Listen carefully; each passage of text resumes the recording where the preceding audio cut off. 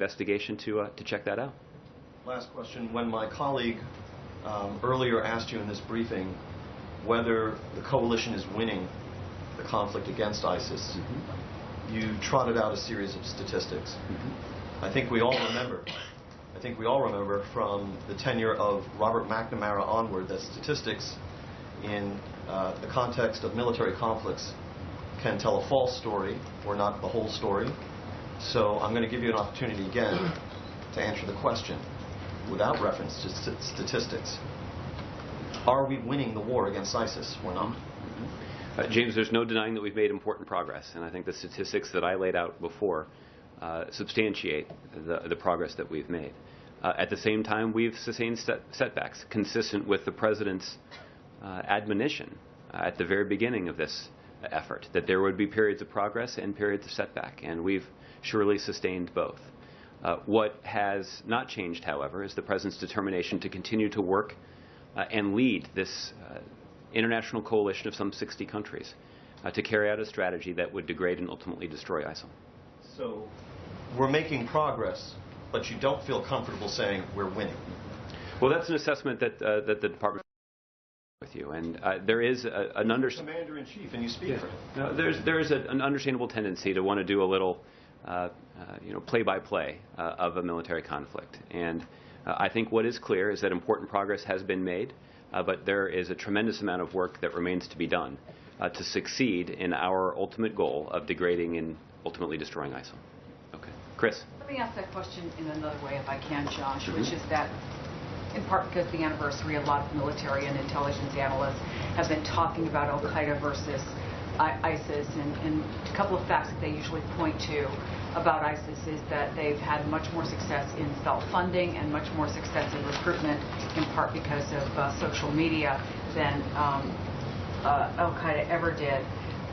Does this administration consider ISIS at this point in time to be more dangerous than Al-Qaeda ever was? And I will ask you the question that I think has been asked on every anniversary since 9/11, are we safer? Well, the answer to your last question is yes, we are. And that is a testament to the service, professionalism, and sacrifice of our men and women in uniform, our men and women in law enforcement, the men and women of our intelligence community, and the important steps that our country has taken under both administrations to safeguard the homeland. That there's no question about that. At the same time, there continue to be risks and threats to the United States. And under the leadership of this President, this administration has worked effectively with the international community to confront shared threats. The ISIL situation is a good example.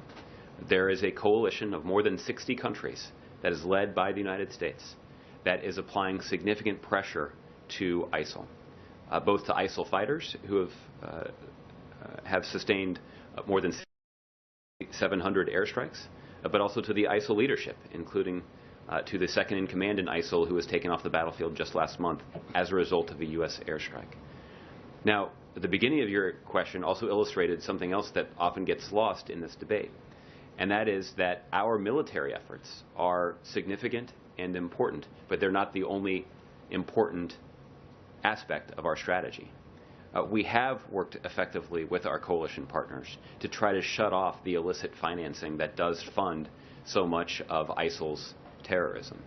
We have worked hard with other members of the coalition to counter the efforts that ISIL has engaged in using social media to radicalize foreign fighters and others around the globe who might be supportive of their cause. And I think even in those efforts, you could describe that strategy as making important progress, but also sustaining some setbacks as well. But it is important, and I'm glad that you raised it. It is important for people to understand that this is not just a military strategy, that there's a counter finance strategy, that there is an effort to prevent or at least counter ISIL's strategy in cyberspace to recruit foreign fighters or to inspire others or radicalize others to carry out acts of violence. So this is a coordinated